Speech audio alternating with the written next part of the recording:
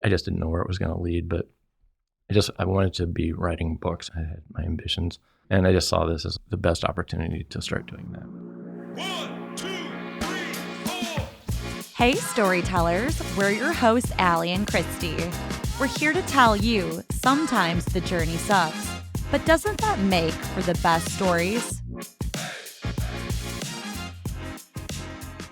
Without further ado, we'd like to welcome Dwight Williams to the podcast. For the listeners who aren't familiar, Dwight Williams was our featured storyteller at the November open mic night. Dwight braved the mic and highlighted his professional and personal story. Dwight's an incredibly accomplished individual who's the author of several novels, including Raising Lazarus, which we'll be discussing today, and The Way of the Explorer. Dwight Williams is the author of the novel From the Garden of Memory and the co-author of several books of nonfiction, including Raising Lazarus with Robert Pensack, MD, and The Way of the Explorer with Apollo 14 astronaut Dr. Edgar Mitchell, who walked on the moon in 1971 with Shepard. Williams is a graduate of the University of Colorado at Boulder, go Buffs, where he studied English and creative writing. After college, he moved to Steamboat Springs, Colorado, where he got his start as a reporter at the Steamboat Pilot newspaper and began work on his first book. He has lived in Santa Rosa Beach for the past 11 years with his wife, Jennifer, and their 2 daughters. He is currently the director of communications for 360 Blue and its parent company, Natural Retreats. Welcome, Dwight. Thanks for having me, y'all. Yeah, we're so excited. Yeah. This is quite the setup here. We're at the Soul Wall House, and it's just a really nice space. Yeah, gorgeous. We had our September storytellers here, and just the vibes are immaculate. So. Yeah. He definitely has a lot of really cool events here as well, and he's cultivating a really cool kind of environment for creatives. So we're just happy to share the space and have you here as well. Well, thanks for having me, guys.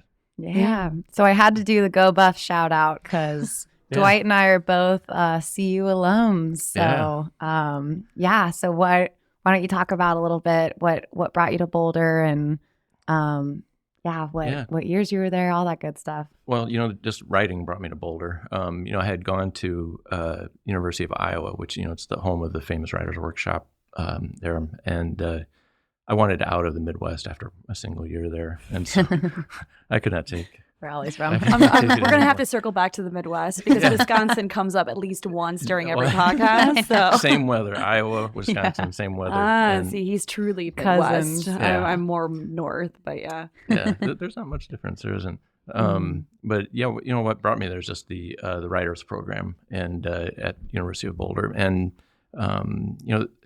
obviously, Kristy, I think you went there probably a few years later than I did. Just a couple. You have to go back in your Wayback Machine. It was, I was there like in the late 80s, early 90s. Awesome. And, one of the things that it just had a huge impact on me in my career. And one of the big parts of it was just that, it wasn't just the English department at University of Colorado. It was the, obviously you know this, if you go down University Avenue, you go down to Arapahoe, and you turn right and you go and you walk a few hundred yards, there's a place called the Naropa Institute. And at the Naropa Institute, there's, within the Naropa Institute, there is the Jack Kerouac School of Disembodied Poetics. That's what it was there. That's what it was called when I was there. But they shortened what it. What a great name. Yeah. It's just like even that in and of itself is poetry. Yeah, I know, seriously. Yeah. And the thing is, it was started by Allen Ginsberg, and they shortened the name just because it sounded so. This was what I heard, that Ginsberg just thought it sounded so odd, so they shortened it down to the Jack Kerouac School. But what it was it's a school for poets and writers, and it had a strong background or ethos that was embedded in Buddhism, and because obviously Ginsberg was Jewish, but he's also Buddhist, and Kerouac he was a practicing Buddhist, as were many of the Beats, and it was just such an interesting time because they were still alive, and they were there. Of all places, they were in Boulder, and I believe they'd arrived it's like in the mid 70s, I think, and I was there 12 or 13 years later. And there's they were just a presence in town. Boulder's actually a pretty small town, as you know. It's like, I don't know, back then it was like 90 or 100,000. It might be like 100,000 or 110,000 now. And it's in a very small geographical area. Mm-hmm. So, you'd happen across them. You'd see them down in the Pearl Street Mall. You'd see them walking around, up on the hill. Which is incredible. I know, yeah. To be among that and exactly. be in its presence. I miss Pearl Street. Right. I know, but it's mind-blowing, especially if you're, you're into writing and, if you're into poetry and you've read these people and, suddenly you're living in a small town, with these, literary lions and you're just like, holy shit. And it was just such a I don't even know how to describe it. It really just kind of like it's not like you really interacted with them a lot. They sometimes they'd have readings up at the college, and they would have readings down in Europa, of course, and you'd see them around town. But it's not like we were taking courses from them or something like that. Even though they taught courses down in at Europa, but. Which is kind of like, it makes that experience almost more authentic. I know, it does. You know what I mean? Because Yeah, it's not, they're not like packaging it and selling it to you. It's like, no, this is the artistic experience. Like we are living it and you are living it as well. That is like right on. It's just that they, it's like they live, they're poets first, Yeah. And, and and if you love their work or if you love poetry, they were interested in you and it didn't matter whether or not you were one of their students. And let's see, the three who were there was Ginsberg, and he was probably like in his early 60s at the time. And then there was William Burroughs. I think he was a few years older. And then there was Gregory Corso, I think he was the youngest of the beat poets. And then of course Kerouac. I think Kerouac died in the late 60s, like 68, something like that. 69. He died in Florida. Interestingly. Wow. I'm like, where in Florida? I think it was St. Petersburg. He had a okay. horrible alcoholism problem,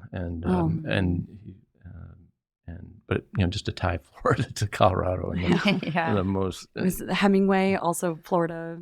Also a drinking problem. Also a drinking problem. So he's in Key West. So, yes. I know there are. They like the mountains and they like the sea. Yeah. But what was interesting is that they were still practicing. They're still practicing poets, and Ginsberg was interesting. They were also just a circle of friends, and they'd known each other for a long, long time. I think it was they came together like in the 1950s, like 55, 56, 57, something like that. And it was Ginsberg's poem Howl that was, I think it was originally banned. It was banned by some governmental, I don't know, some state or something like that. That's how you know it's good. I know. That's how you know it's good, and that's how you know it's going to sell too. Because the minute they did that, that nobody knew who Allen Ginsberg was until his poem was banned, and it was kind of this, it was. They're right like, after. why is it banned? Like we. Why is it banned?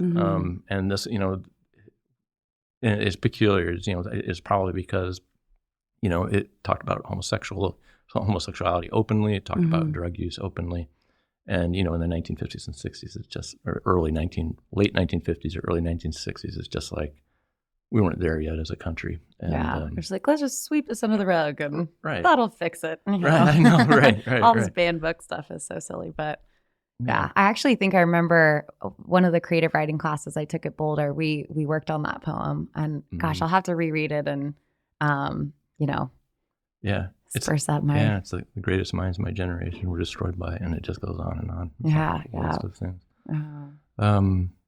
But I guess what was interesting about it for Boulder was just that, or my time in Boulder, in their presence was that I came to know them at what you really grasped was that they were a circle of friends before anything.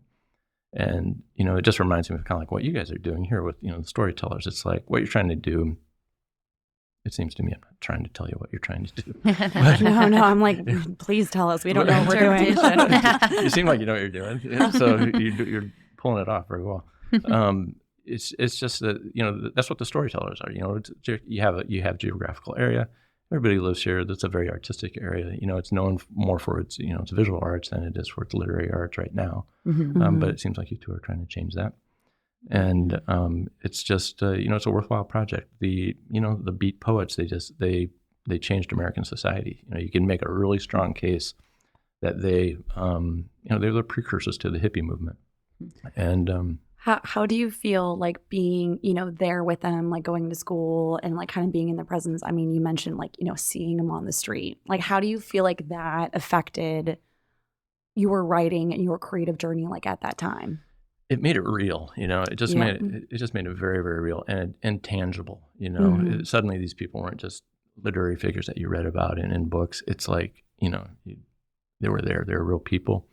You heard their voices in person, which is different than, just being in somebody's presence. Physical presence is a very different experience than it is, reading their work. Did it feel like there was like a hierarchy to it? Like when you saw them, was it this like fangirl, fanboy moment, or was it, were they pretty approachable and, see them drinking a beer at the sink kind of thing? Yeah. The sink. Who worked at the sink is Robert Redford. No way. Yeah, oh my gosh. Yeah.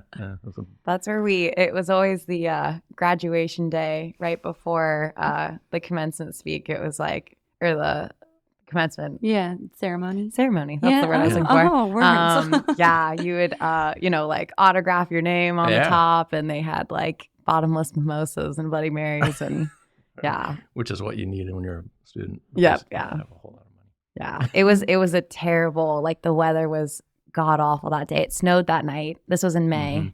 And yeah, we just like, did our little pregame and dressed in trash bags because we didn't have ponchos, and there's mom and dad and my siblings just which is the freezing most their ass off in ever. in the stadiums, and we're just like, woo, feeling great. That is it. That is Boulder all over again. Yeah, seriously. I miss that time. Yeah.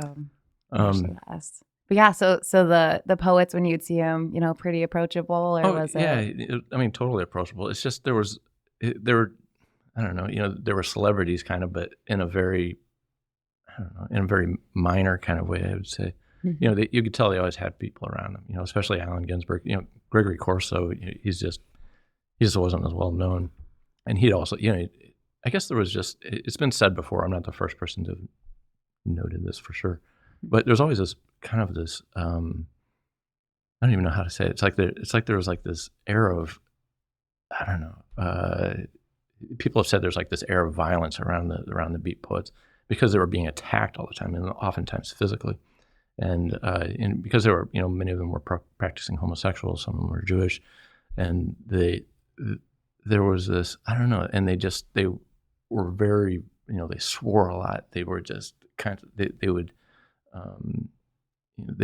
they just lived out loud in a way that people, regular celebrities would never even contemplate, Yeah, because they're like, I'm going to be a celebrity, but on your terms, and they were just like, hey, this is me. I'm going to be me. Exactly. Deal with it. it. And they'll, just like start reciting one of their poems out of the blue, and and just, in a way that you think, are they okay? Are they,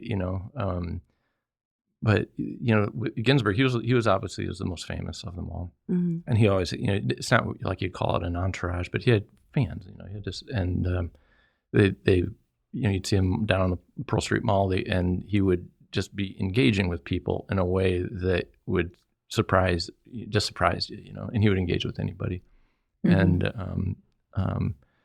so what I took away from that experience was just that it's writing isn't strictly a solitary art, it's like it's something that you do as a community kind of, and as a, and it's not like the Beats were the only, like not like they discovered this, like we're going to even have the circle of friends, you can go back to the, the 1920s and 1930s, to Paris, and you had Gertrude Stein, and you had, Hemingway, Scott Fitzgerald, Picasso, Matisse, they're all like circling around Gertrude Stein's Paris apartment. And so, it's just that the kind of thing, it's important if anybody, who's listening to this wants to take like one idea away from it, it would just be that having a community of writers around you and engaging, it makes your work better. It makes your life better. It makes you more sane. It gets you out of your, I don't know, we've all experienced what COVID can be like. For many of us, it's just like, geez, I can't wait for this fucking thing to end. Just so you can just go be with other people. And And, I think just the writing process is just by nature, it's solitary, and but you do your best work, in my opinion, when you're working with other people, and it's a collaborative thing. Mm-hmm. It's more fun. It's more fun. I know. I like this. I mean, so much more fun. Yeah. Isn't that interesting though? Like writing is such a solitary thing, and that's something that Kristy and I touch on all the time. That's how Emerald Coast Storytellers was started, was because we were writing by ourselves and we were not doing a good job. but you're doing better now. Or just weren't doing it. Just getting in our own way. But the act of writing, or the publication of writing, I mean, it's meant to share stories, which is inherently a community-based thing. Right. It harkens back to, sitting around the fire, and I mean, even before the written word, it was designed. I mean, that's how language was passed down. That's how stories were passed down, was the act of sharing it. That's an excellent point. It's the oral tradition. That's where it all came from. And, it's just, you have these ancient examples of the Epic of Gilgamesh. It's like 5,000 years old. I think it's probably like, if it isn't the oldest, instance of recorded story. I don't know what it is, but it's since then, it's just been stories that have been passed down through the generations, and it all changes as soon as you have the printed word, because if you can preserve that printed word, it's unalterable, and it's the same story that's going to be passed down in print. The oral tradition, obviously, it's just like it's kind of like a game of intergenerational telephone, and who knows what you're going to get centuries or millennia later. So, seriously. Well, that's awesome. So after Boulder, what brought you to Steamboat? I didn't want to lead Boulder. It was just such a, I just felt, it was just such a life-changing experience for me. Just getting, just being surrounded by writers. It's a town full of writers, as you know. They're everywhere, and you can throw a rock and you hit a writer. and so there was like a recession going on at the time. I couldn't find a job. I had a little bit of student debt. I needed to find work, and my brother lived up in Steamboat Springs, Colorado, and it's a interesting story. He while I was there, he had an RV, and it was. He said, "Come on up here. You can live in the RV, and you can maybe get a job at the newspaper." And it's a writer's experience right there. I know. Yeah. Could not Couch sum it up surfing. better. Yeah. And so let's touch back to like the solitary experience. Like I've got one for you. He had an RV, but I went up there. It was like in January, and as my wife knows, what the snow is like in Steamboat in the winter. I mean, you'll get like 30 feet of snow within a month.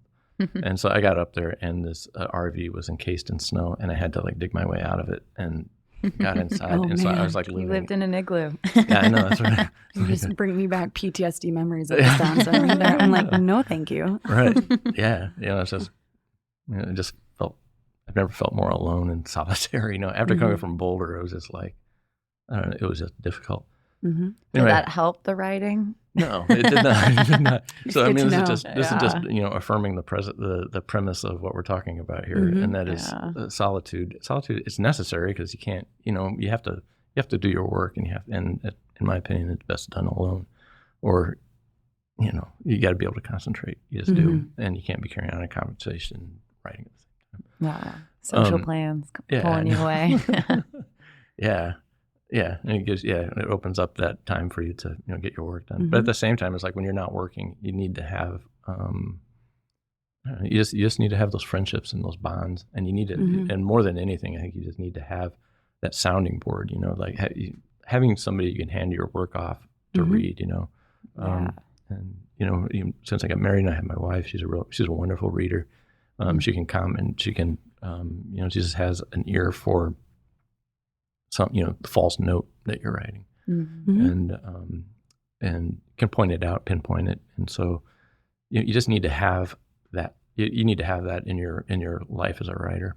And, otherwise, you're just kind of flailing in the abyss. I know. You're just at war with yourself. I'm always like, oh, I wish I could just bounce this off someone. Like, does this sound stupid? Or like, am I getting my point across here? And when you're just like ping ball back and pinball back and forth in your own head, that's how you go crazy. Especially in an RV covered in drinking snow. problems. Oh, I know.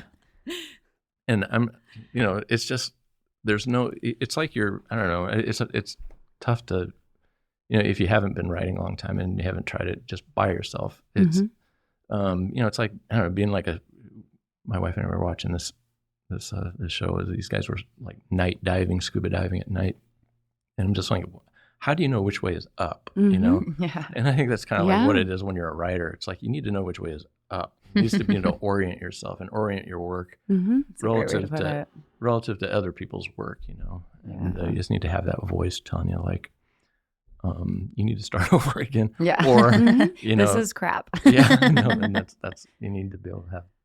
Yeah. Because otherwise you'll write a debut length novel, feature length novel.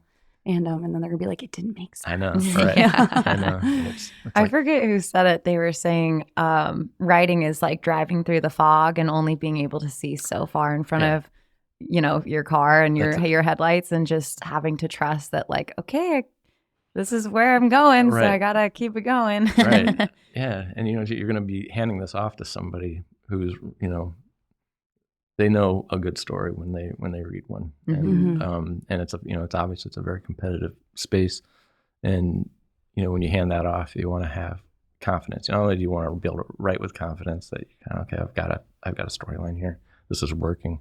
You need to have that confidence that when you hand it off, it's going to be well accepted, well received. And so, but back to Steamboat. So there you are in an RV, 30 feet of snow, fresh out of college. What happened next? What happened next was I finally got a job at I was actually working as a ski tech to begin with because I couldn't get a job at the newspaper. So I was like tuning skis, and something I knew how to do. So I did that for a while. And after that, I finally got a job at the Steamboat Pilot newspaper. And it's kind of like it's kind of like a remarkable, it's kind of a legendary small mountain town newspaper. It had been around for 125 years at the time, and more like 150 years now. That's where I met Bob Pensack, and he was on a heart transplant list. And I decided I quit my job just after like a year or something like that, working at the Pilot. And this is Raising Lazarus. This is Raising Lazarus, right? Yeah. And so I stopped. I gave up my job. I got it through a friend, Joanna Dr. She's just an amazing reporter who still works out west. And anyway, I gave up my job to work with Bob Pensack on his story. He had a genetic illness called hypertrophic cardiomyopathy, and it necessitated a heart transplant. And then when I met him, he was on a heart transplant list. Interestingly, he's also a physician.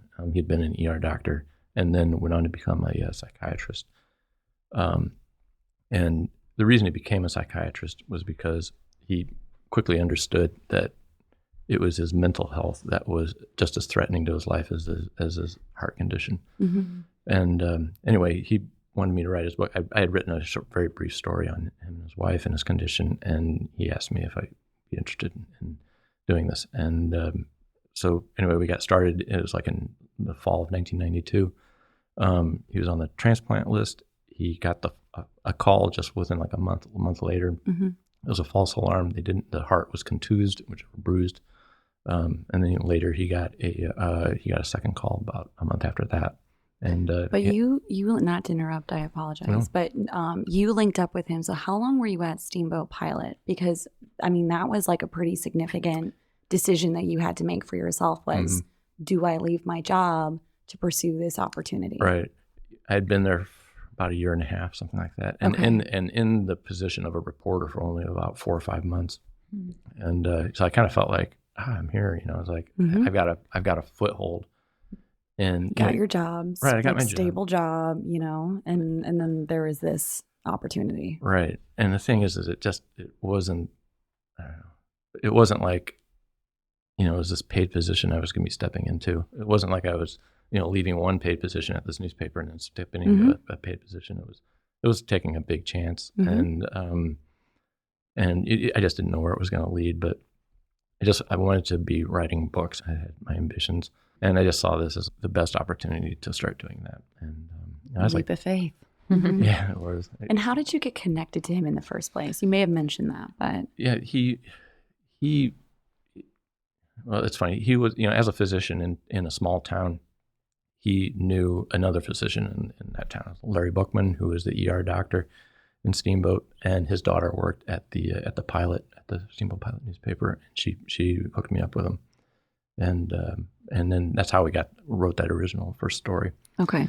And then so when I took on the job when I started to work with Bob, he wanted me to be in the operating room when his heart transplant occurred. And at first I didn't really think, okay, sure, no problem. I didn't how old were you? I was 26. I mean, that's And you so didn't have a young. medical background, right? No. You were starting square one. Yeah. learning all this. I mean, that's incredible. Like, I feel like we need to take a moment to like acknowledge that you had this opportunity, and not only did you have it, but you pursued it at 26, which is young. Yeah, it was just, it was young, but it was more like emotionally, or just I wouldn't even say that. It's just like how. Let me just tell the story. I'll give you an idea of what I mean. Just how it's like traumatizing. It's nothing short of traumatizing. When I agreed to that, Bob said, we're gonna need to get you into an OR suite and witness a few surgeries, because you're gonna freak out. And so I went in and I saw like a rib resection. I saw what else? There was like a lung biopsy, things like this. But it was things in the thorax. These surgeries that were going to be occurring, in the abdomen and upper abdomen, the chest, because they were going to have to open up Bob's chest, and I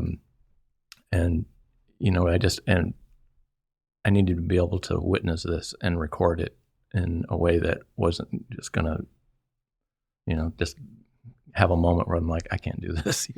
So I got acclimated just by seeing a few surgeries. Bob, of course, he was going down. He's having some heart biopsies done, which is where you go in through the femoral artery, and they send it's a catheterization. I'm sorry, heart catheterization, and it goes into the right atrium, and they just go in there with different instruments, and they can tell all sorts of things about the interior of your heart. At the same time, I was just reading up on all of the material that I'd need to learn about. Of course, biggest of them all was transplant medicine. It's a big field, and back then it was fairly new, just because there are drugs that you have to take, immunosuppressants that keep your body from attacking the transplanted organ, and these were very new. So the whole field of transplant medicine was kind of like this new thing. And Wild West. And so out of the blue, it was just like I kind of went from school board meetings to just to doing this thing it just involved a lot of research, and it required just a total commitment to this story. And so to cut to the chase, Bob, he got the call. He had a heart the heart came from that they had for him came from Corpus Christi, Texas. It arrived in the middle of the night. I got there before they started cutting on his. Actually, I got there before he went into the OR.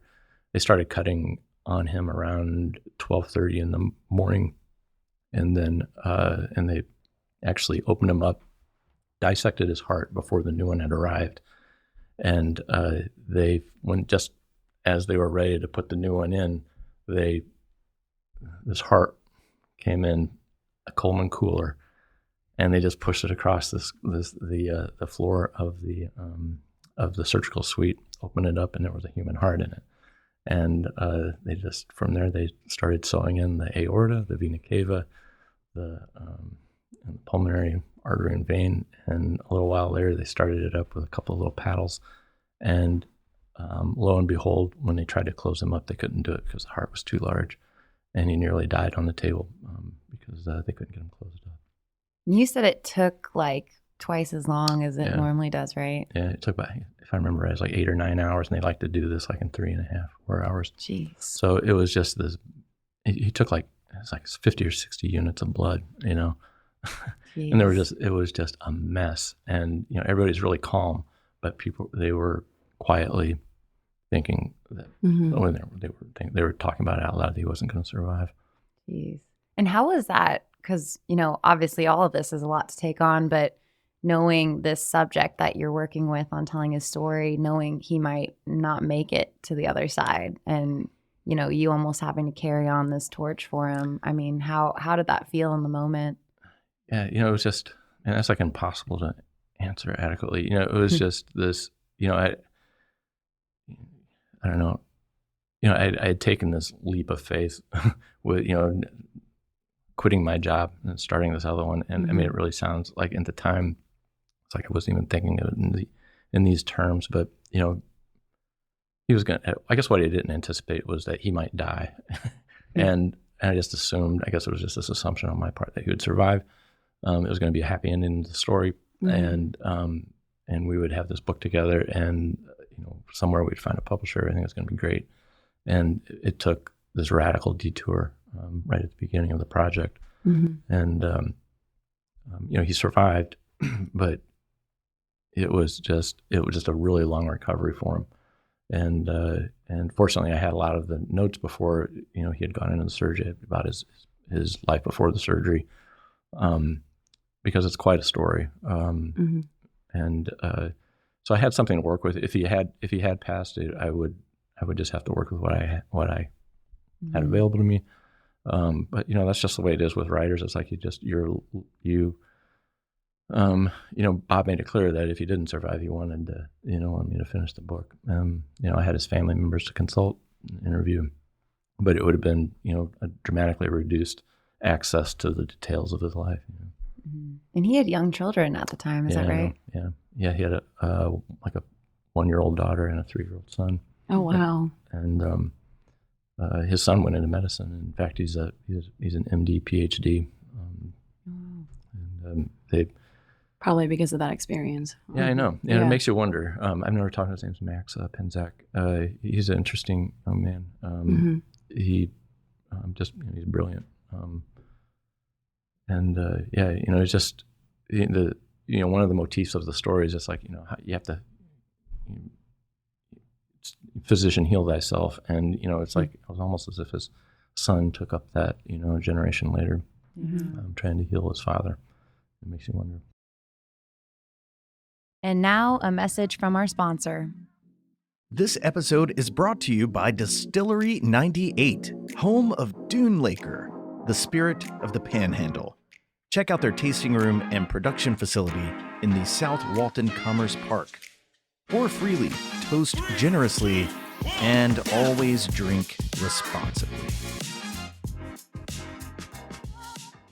And now, back to our show. Did you ever feel like you were just in over your head? Like, how am I gonna, tackle this? Like, I was 26 years old. I had an English degree from Colorado, creative writing, degree. And that's like, why me? Almost. I know, yeah. And it's like, am I really qualified to do this? It's like, I was having to consult with the transplant surgeon. His name's Dr. Dave Campbell. He was an amazing guy, and he's just very available. And he was at a moment's notice. I could call him up, and if I had questions about, what the surgery was about, because the transplant surgeon, they're actually, there for the recovery as well. And so, he took the time to explain the medicine to me.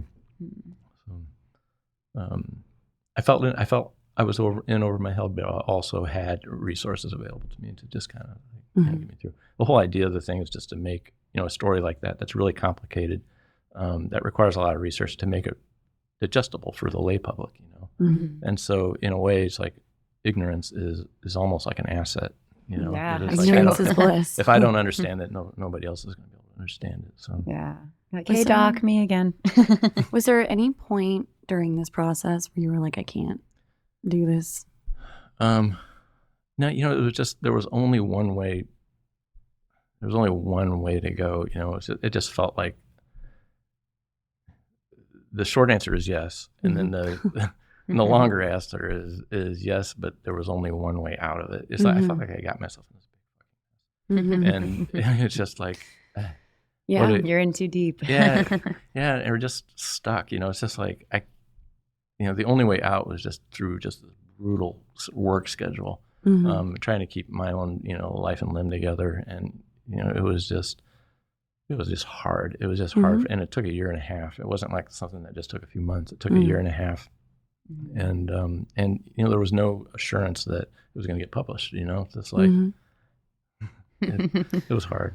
Like, we'll see where this goes. I mean, do you think,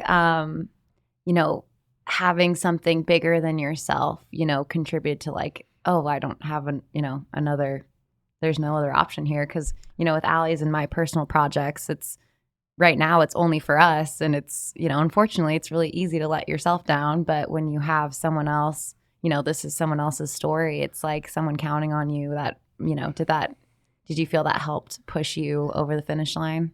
Yeah. I never really thought about it that way. Or I guess I had. I just haven't thought about it that way in a long time. Yeah. It was just, it wasn't just Bob depending on me. It's like his family. They wanted this story out. And there's one detail, not even a detail, one large fact that I didn't forget to mention. I just didn't. Bob had an older brother who had HCM as well, hypocardiomyopathy. Oh, wow. And he passed away in 2015, I think it was. And he was a Hasidic Jew, and he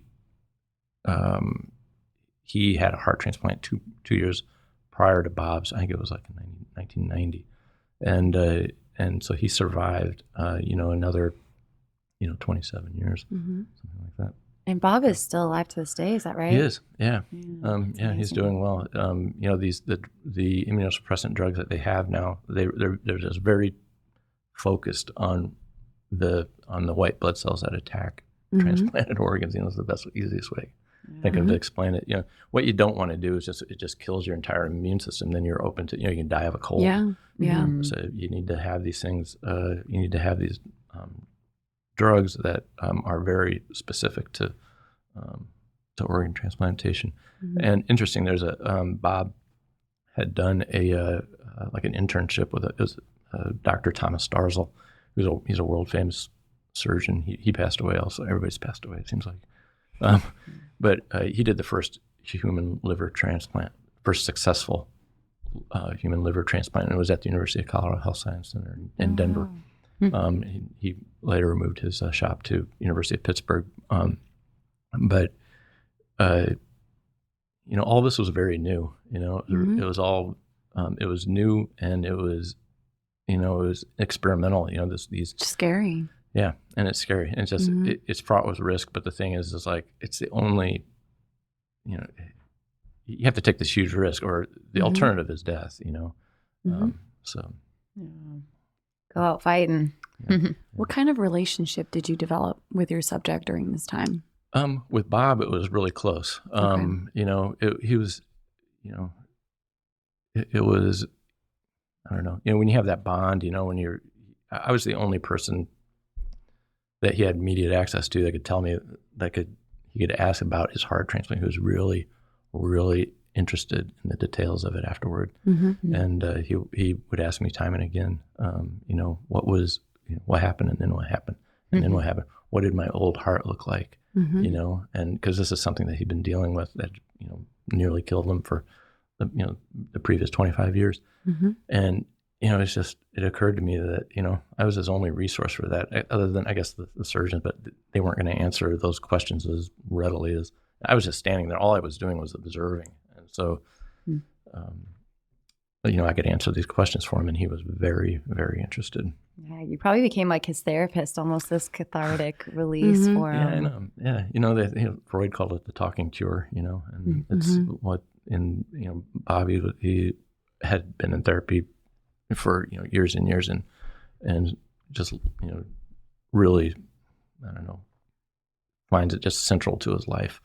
And just being able to talk about these things, and there's a catharsis there for sure. And he's mentioned that many times. You guys still keep in touch to this day? Oh, yeah. Or Yep, we sure do. That's great. Yeah, as children are grown, and it was right after that I met. It was right after Raising Lazarus. Raising Lazarus was published in, when was it? September of '94, I think, something like that. And it was about that time that I got another call from Putnam. an editor by the name of Laura York. She had another book that she wanted to publish, and she had been in touch with a former Apollo astronaut. It was Edgar Mitchell, and she said, "Would you do what you did for Raising Lazarus and do it with Edgar Mitchell?" And so that was like the next stepping stone on my career. That's incredible. You're going from medicine to Yeah, to like astronauts. space. Yeah, like that's amazing. How was that transition for you? It was kind of natural, I guess, just because it was like I didn't even think that, I never foresaw myself as like being this like scientific mind, because I'm not. Creative writing major. Yeah, I know it's more like strictly right-brained. Hey, Yeah. I mean, yeah, we get it. Yeah, that's right. Mhm. You just don't. You're more, I said, when I was in college and everything, you're really into the language itself, and that's really what you're focusing. That's what my focus was on, and not, I guess. One thing I didn't anticipate, like when you're in college, you're really trying to figure out the English language, find your own voice and everything. That's not enough. You also have to engage with the world, and you have to incorporate it into your work. And You have to know what you're writing about. Yeah. You can't just. Nobody wants to just hear your random thoughts, and they want to hear. You can write about language, but they want a narrative that makes sense, and it just can't just be this self-indulgent. This is what I thought about when I woke up this morning. Yeah. here's my diary. Right. Yeah. Actually, diary could be pretty good, but you can't. It's personal experience, but it's there has to be a as Gertrude Stein said, there has to be a there, So that's what I was working on. It's like another book that involved like maybe not science so much. Edgar Mitchell was a scientist, but it's just the history of the Apollo program and the Mercury and Gemini programs that preceded it. So anyway, I think that's how like that first step of getting pigeonholed. It's like, this is what Dwight does. You can. Yeah. He takes like a scientific subject and makes it. You're like, wait, hold on. I know. Yeah. Wow. So what was Dr. Mitchell's role with the Apollo 14 mission? Well, the Apollo, let me explain, like, I guess the best way to explain that is just how the Apollo space capsule, there are 3 astronauts that were on each of the Apollo missions. And there was the lunar module pilot, which is what Ed was. There's the commander, which in his case was Al Shepard, and then there's the command module pilot, and that's two of the 3 astronauts would descend to the surface, and one, meanwhile, would orbit the moon, and there were only 12 men who have walked on the lunar surface, and theirs was the 3rd mission that successfully. So it was right after Apollo 13. Everybody's seen the movie, read the book.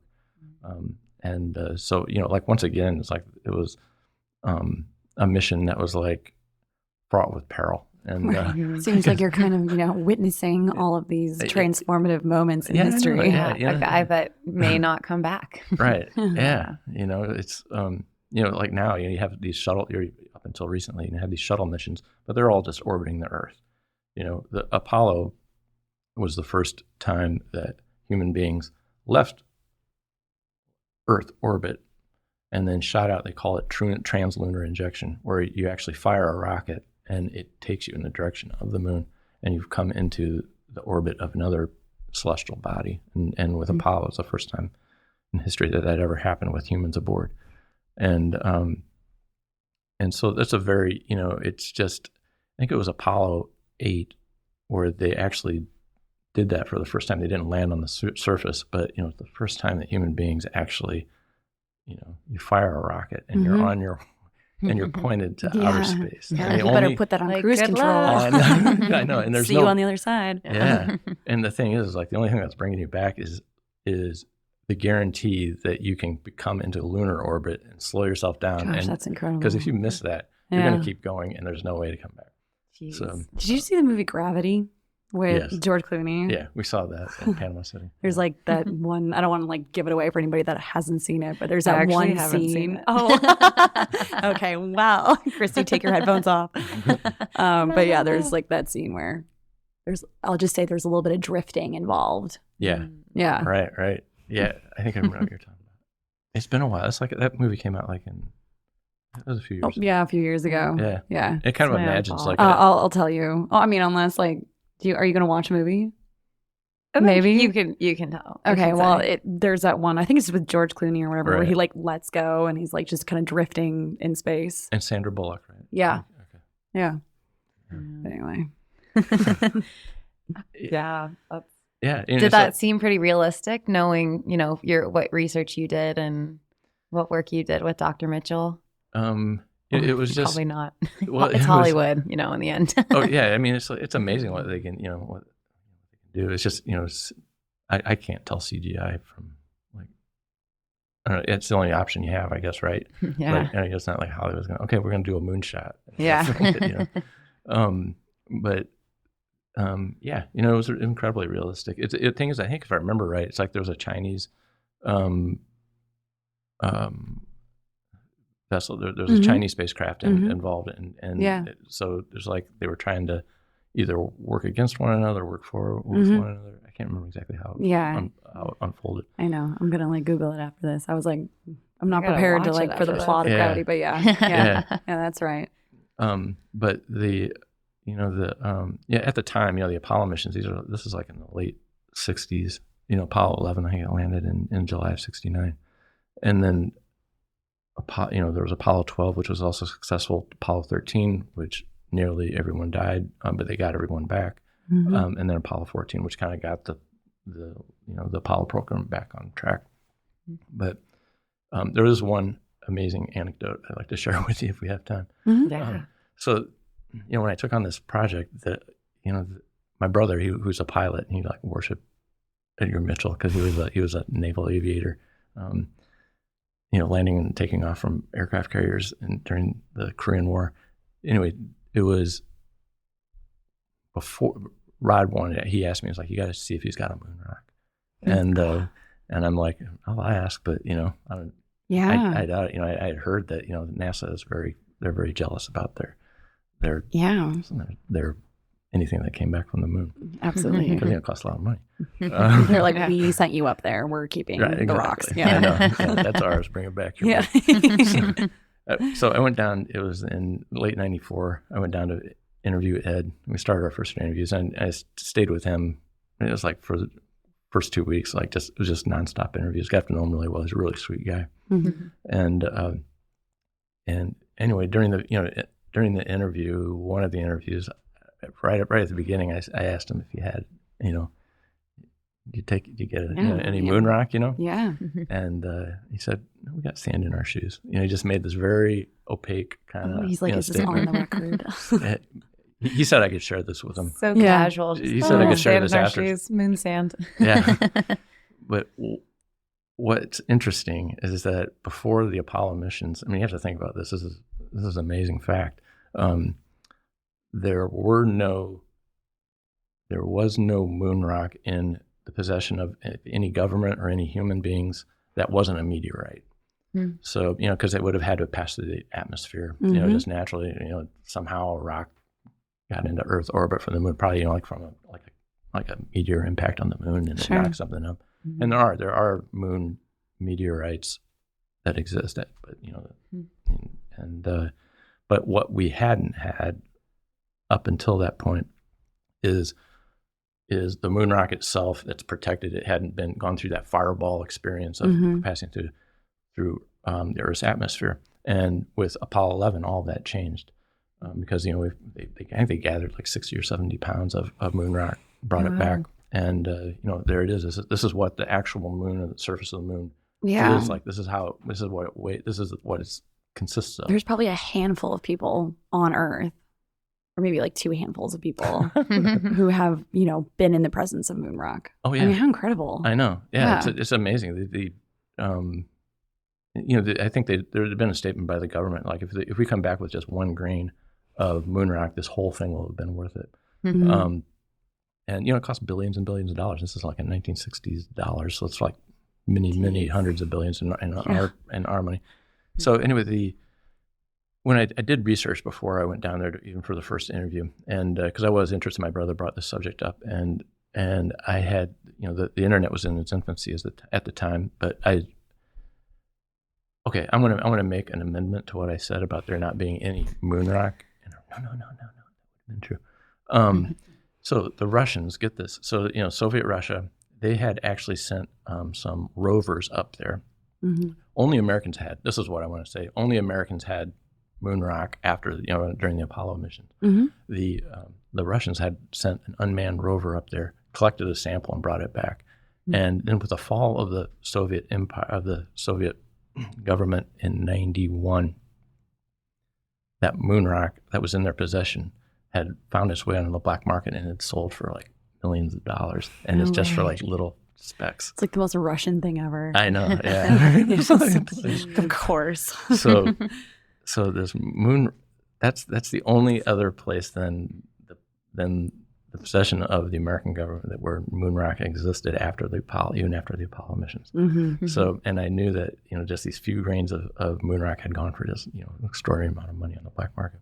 Mm-hmm. So when I asked, you have to fast forward. When I asked Ed Mitchell, I know I'm not telling this in a very sequential way. So it's fine. when I asked Ed about it, and he said, "We got sand in our shoes," I'm like, he has millions of dollars of sand in his shoes. Seriously. So anyway, for real. Yeah. You're like, yeah. So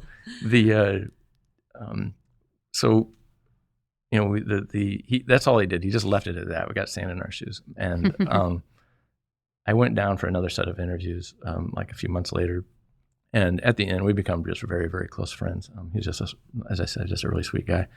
And anyway, it's like the last day of the interviews had come around, and I had a taxi that I had to pick up, and he was going to take me to the airport right directly from his house in West Palm Beach, Florida. And I reminded Ed, I was like, man, I got to get going here. So we need to wrap this up. And he said, okay. And he disappears for a little bit. He's like, I'll be right back. And he disappears into his office.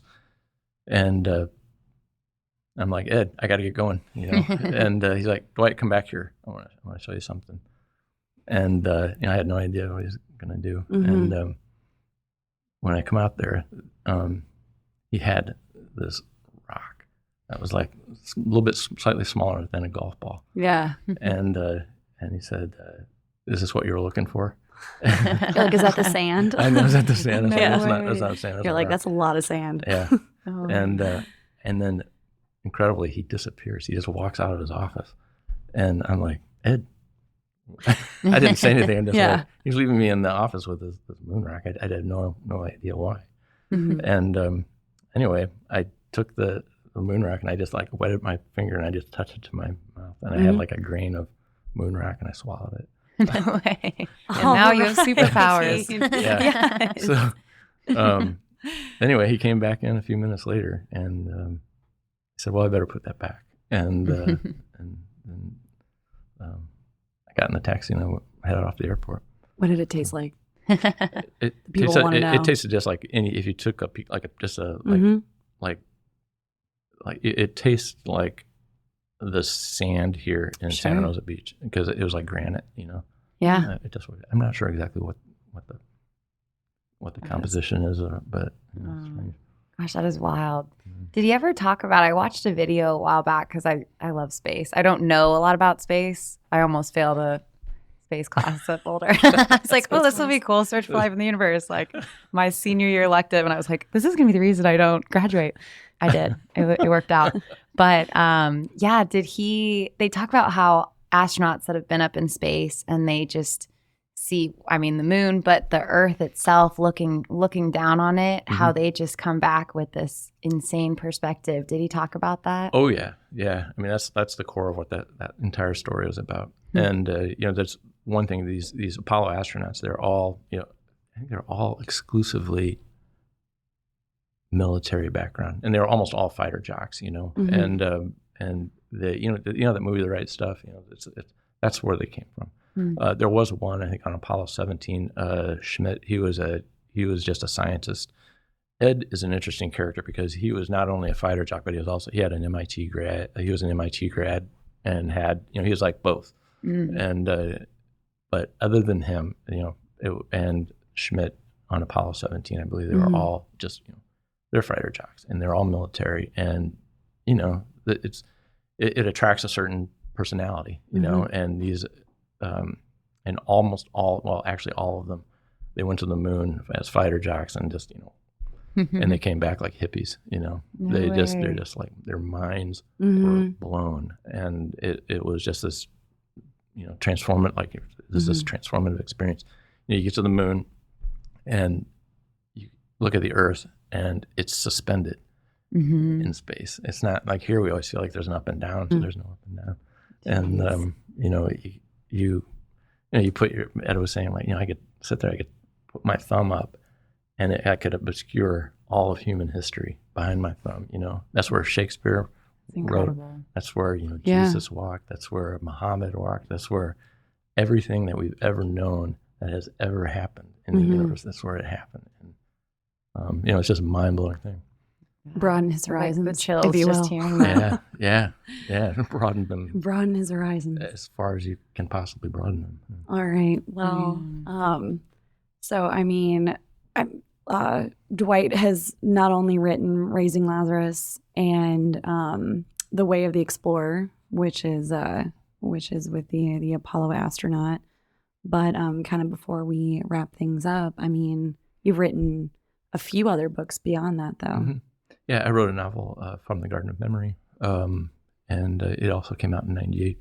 And it's about a young girl who's orphaned, and a big part of the story is the house that she lives in, and it's kind of like modeled after my wife Jennifer's house. She grew up in this home. It was an antebellum home. It was built in like 1953, something like that.